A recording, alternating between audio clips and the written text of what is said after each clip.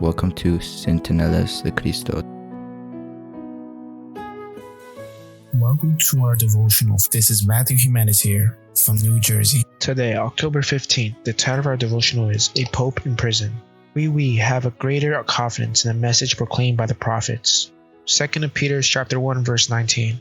On February 10th, 1798, the arrival of General Berthier and his soldiers generated great concern in the city of Rome. Pope Pius was 8 years old, took refuge in Vatican, had received terrible news about the events in France. In that country, religion had been abolished, the death of God was proclaimed, priests were exiled, and rewards were offered for their heads. In addition, the property of the Catholic Church has been transferred to the state. The Pope had done everything in his power to prevent the destruction of the Church in France, but now those French soldiers had come in search of him. The Supreme Pontiff knelt day and night, begging for heavenly protection, but God had already determined that moment when his power would be taken away. The prophecies of Daniel and Revelation had been predicted that papal supremacy would last 1,260 years. The Pope had secured his temporal and spiritual power in AD 538, which implied that his domain would come in an end in 1798. The prophecy had been fulfilled. After General Berthier's triumphal entry into Rome on February 10, 1798, the situation became tense. Although Pope Pius took refuge in the Vatican when he learned